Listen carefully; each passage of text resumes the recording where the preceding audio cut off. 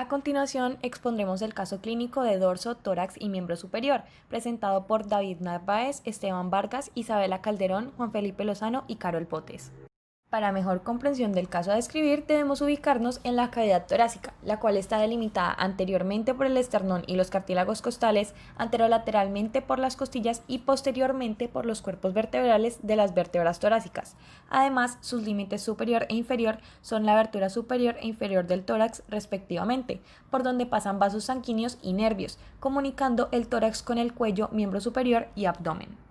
Dentro de esta cavidad encontramos los pulmones cubiertos por pleura dividida en capa visceral que recubre el órgano y parietal que tapiza la superficie interna de la pared torácica y desciende con su parte diafragmática y cubre este músculo, formando así un receso costodiafragmático que junto con el receso costomediastínico facilita la expansión de los pulmones en la inspiración. La cavidad pleuropulmonar es el espacio virtual formado entre ambas pleuras. Ambas hojas pleurales se unen en el lenillo pulmonar, que es la zona anatómica situada en el mediastino medio, junto a la impresión cardíaca, por donde entran y salen las estructuras que forman la raíz pulmonar, es decir, los bronquios principales con sus vasos bronquiales, la arteria pulmonar, las venas pulmonares y los vasos linfáticos. Los pulmones tienen como función oxigenar la sangre que proviene del corazón que pasa a través de las arterias pulmonares. La irrigación nutricia y drenaje venoso del mismo está dado por los vasos bronquiales. El mediastino es la región situada entre las dos cavidades pleuropulmonares. Se divide en superior e inferior por una línea transversa imaginaria entre el ángulo esternal y T4. Por un lado, el mediastino superior contiene el arco aórtico y sus tres ramas principales, el tronco brachiocefálico, la arteria carótida común izquierda y la arteria subclavia izquierda. También contiene la vena cava superior, las venas brachiocefálicas, la tráquea, el esófago en su porción cervical, la parte superior del timo y los nervios frénico y vago. Por otro lado, el mediastino inferior se subdivide por el pericardio fibroso del corazón en anterior, medio y posterior. El mediastino anterior contiene vasos torácicos internos, nodos linfáticos, tejido adiposo, la parte inferior del timo y el ligamento externopericárdico. En el mediastino medio se encuentra el corazón recubierto externamente por el pericardio fibroso e íntimamente por el pericardio seroso con sus láminas parietal y visceral. Y el mediastino posterior está profundo al saco pericárdico y contiene la porción torácica de la aorta descendente, el sistema ásicos, el conducto torácico que es el encargado del drenaje linfático de la parte superior izquierda del cuerpo y toda la parte inferior, el esófago, los nervios vago y el tronco simpático. Refiriéndonos al corazón, este tiene 4 cavidades. 2 cavidades superiores son denominadas atrios y 2 cavidades inferiores ventrículos, siendo ambas bilaterales. Además, hay unas valvas que controlan el flujo de la sangre por el corazón. La irrigación propia del órgano está dada por las arterias coronarias y el drenaje venoso por las venas cardíacas. Debemos saber que hay 2 tipos de circulación que suceden en el corazón, la mayor o sistémica y la menor o pulmonar. La circulación mayor ingresa por las 4 venas pulmonares, recorre el atrio izquierdo, la valva mitral, el ventrículo izquierdo y la valva aórtica, siendo finalmente eyectada hacia la aorta para dar irrigación al cuerpo. Y la circulación menor ingresa por la vena cava superior e inferior y discurre a través del atrio derecho, la valva tricúspide, el ventrículo derecho, la valva pulmonar y va hacia el tronco pulmonar y las arterias pulmonares para ser oxigenada la sangre por los pulmones.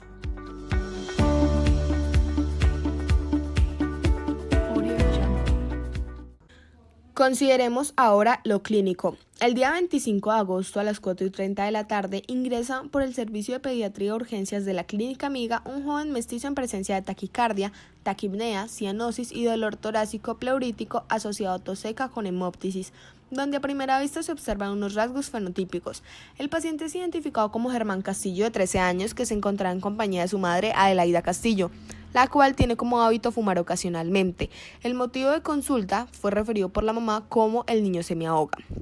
Luego, la pariente describe la enfermedad actual que, según los criterios de Alicia, antigüedad o antecedentes, localización, intensidad, carácter o características, irradiación y atenuantes o agravantes, Germán cumple con ello, puesto que ha estado presentando por 8 días evolución de disnea leve, seguido de secreciones nasales cristalinas, tos, cefalia y fiebre alta no cuantificada, que serían los antecedentes e irradiación, dolor torácico fuerte y súbito de predominio derecho en relación con la localización e intensidad, y el administrar acetaminofén y loratadina el paciente mejoró contando como atenuantes. Así pues, se muestra que brindan un mejor diagnóstico al paciente, permitiendo al doctor conocer más sobre el caso y abordar de manera concreta la patología. Respecto a los antecedentes, entre los perinatales se encuentra que al momento del embarazo la madre tenía 18 años y el padre 28 años. En ese periodo no se realizaron ecografías obstétricas, la mujer sufrió diabetes gestacional y gastritis. El primer mes consumió cigarrillo ocasionalmente, ingirió calcio, ácido fólico y hierro durante la gestación. A las 38 semanas se realizó el parto por cesárea. En cuanto a los familiares faltantes, el padre refiere una enfermedad hereditaria que no recuerda, los abuelos maternos son diabéticos y los abuelos paternos se desconocen. Ya en la revisión del examen físico se descubren aspectos importantes como que la frecuencia cardíaca está un poco elevada asociada a la taquicardia que desencadena síntomas como dificultad respiratoria, aturdimientos, pulso acelerado y dolor en pecho. Presenta hiperventilación, saturación de oxígeno arterial baja que puede generar una hipoxemia y esta misma una hipoxia. Presencia de delgadez aceptable en conjunto con una altura superior a su edad. Además, se expone que luce disneico, álgido y afebril. La zona del cuello, abdomen y sistema nervioso central se percatan bien, al igual que la cabeza, exceptuando la mucosa oral seca y las conjuntivas levemente pálidas. Pero lo preocupante es que en el tórax se evidencia marcado pectus excavatum, patrón respiratorio asimétrico por disminución del movimiento del hemitórax derecho, disminución del frémito vocal y se encuentra hipertimpanismo. En lo cardiopulmonar, disminución del murmullo vesicular del campo pulmonar derecho y soplo diastólico grado 3 en el foco aórtico. Por último, en las extremidades se observa aracnodactilia, signo de Walker-Murdoch positivo y dolor a la movilización articular en codos y rodillas. Por todo ello, se ordena la toma de una radiografía de tórax PA. Continuando con lo que decía mi compañera Carol, la imagen radiológica es un gran apoyo dado que por medio de esta se puede confirmar nuestra impresión diagnóstica. En esta se observa que hay un escape de aire hacia la cavidad pleural, probablemente generado por un neumotórax espontáneo secundario, un trastorno que puede generar un colapso pulmonar. Es secundario ya que se conoce que Germán presenta una enfermedad genética subyacente, lo que lo hace más vulnerable a presentar problemas cardíacos y pulmonares. El paciente presenta unas extremidades móviles, sin edemas y con reflejos osteotendinosos y pulso periférico presente. Lo extraño es que este presente una talla y peso que no están acorde a su edad. Estos factores pueden estar relacionados con la dolicostenomelia, que es un trastorno en el cual las extremidades son inusualmente largas y delgadas, y con la aracnodactilia, que es un trastorno en el cual los dedos de las manos y de los pies son extremadamente largos. Estos dos nos pueden dar un indicio positivo para problemas o trastornos genéticos como el síndrome de Bell y el síndrome de Marfan. El niño también presenta dolor articular en codo y rodillas. Pueden estar relacionados con los síndromes anteriormente mencionados y con su talla y su peso. Es importante tener en cuenta que la madre de Germán no tuvo ningún control prenatal y tampoco se realizó una ecografía obstétrica. Estas dos son de suma importancia en el proceso de gestación, ya que mediante esto se puede llegar a diagnosticar enfermedades o trastornos con los que pueda venir el bebé, dándoles un tratamiento adecuado para mitigarlas o incluso curarlas. Esto es un factor importante para la patología del paciente, ya que la madre no se hizo ningún control prenatal, aún sabiendo que el padre presentaba una patología genética.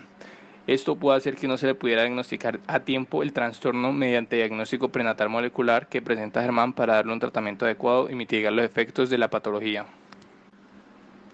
Diagnósticos. Primer diagnóstico, enfermedad pulmonar obstructiva crónica o EPOC.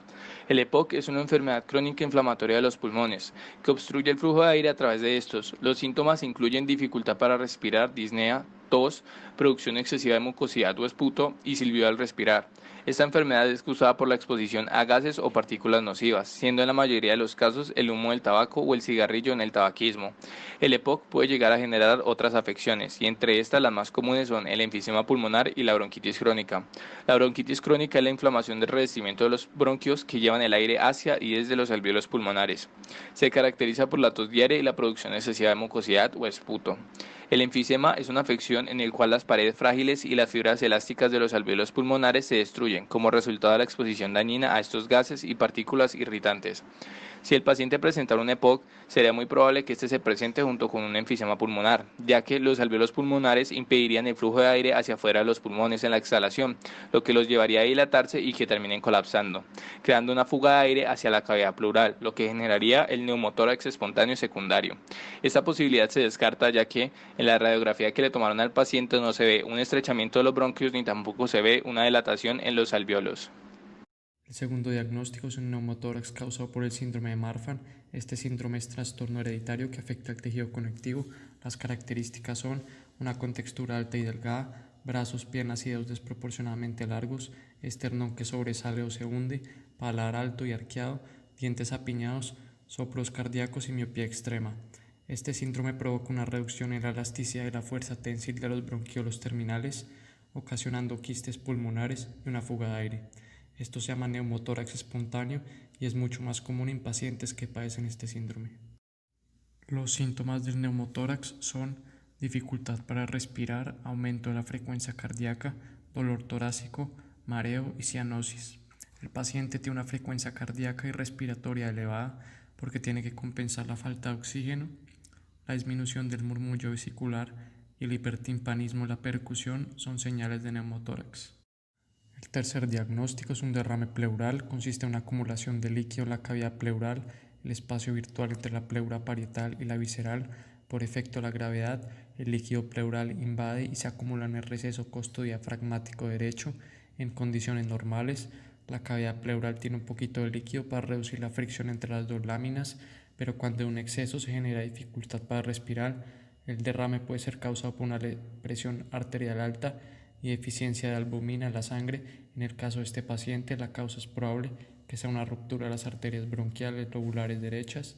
La disminución en el frémito vocal es señal de un derrame pleural. De los posibles diagnósticos ya mencionados, el más probable es el neumotórax causado por síndrome de Marfan, dado que la aracnodactalia, dolicostonemelia y pectus scolatum, escoliosis y miopía se encuentran en estrecha relación con el síndrome. El síndrome de Marfan es un trastorno del tejido conectivo y se nota que el pulmón es el órgano que es más expuesto debido a este síndrome. Por esta razón, vemos que aparecen lesiones y varias condiciones relacionadas con el pulmón. Del mismo modo, la radiografía permite observar cómo el pulmón derecho se encuentra colapsado por la presencia de aire en la cavidad pleural. El diagnóstico no puede ser el derrame pleural porque se describe que el paciente tiene estos antecedentes prenatales que afectan la respiración. En la radiografía del paciente no se ve líquido en la cavidad pleural, indicando que este diagnóstico está relacionado con el exceso de aire en la cavidad pleural. El diagnóstico tampoco puede ser el EPOC debido a lo que previamente se mencionó de las radiografías y también porque este síndrome se correlaciona con el tabaquismo, lo cual el paciente no tiene.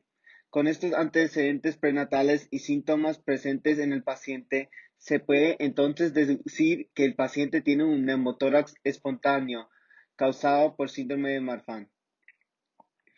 El objetivo del tratamiento sería aliviar la presión en el pulmón para que el pulmón pueda expandir nuevamente. Si el colapso del pulmón es grande, como lo es en nuestro paciente Germán, entonces se debe hacer una aspiración con aguja o inserción de sonda pleural. En los dos procedimientos se tiene que insertar un catéter para la aspiración con aguja o una sonda pleural flexible para la inserción de sonda pleural, con fin de extraer el exceso de aire y que el pulmón vuelva a expandirse. Si estos procedimientos no funcionan, se tendrá que ir a las reparaciones no quirúrgicas y si no funcionan estos tratamientos, entonces se tendrá que usar opciones quirúrgicas para cerrar la fuga de aire. Una de estas opciones quirúrgicas es la más recomendable para Germán, sería la toracotomía, en que se inserta un tubo plástico en un espacio intercostal conectado a un aparato de succión para extraer el exceso de aire. Esto sería la opción ideal para el caso de Germán porque el colapso del pulmón, según la radiografía, Germán es altamente grave. Además, se nota que el síndrome de Marfan no tiene cura y solamente se tratan las complicaciones del síndrome. Medicamentos que se usarían para el síndrome de Marfan serían los que reducen la presión arterial. Pudimos concluir que gracias a los antecedentes perinatales y los fenotipos es posible identificar malformaciones congénitas relacionadas con el motivo de consulta del paciente. Además, para realizar una buena historia clínica pediátrica se debe contar con información relevante de los parientes del paciente, ya que con esto se puede conseguir un panorama general de lo que puede tener. Por otro lado, gracias a los criterios Alicia y la radiografía, podremos estar más seguros de qué manejo darle al paciente. Nos gustó mucho esta actividad ya que gracias a ella aprendimos nuevos términos que están más relacionados con el lenguaje médico y pudimos aplicar además nuestros conocimientos en función del caso clínico trabajado, los cuales podremos usar incluso en la práctica profesional.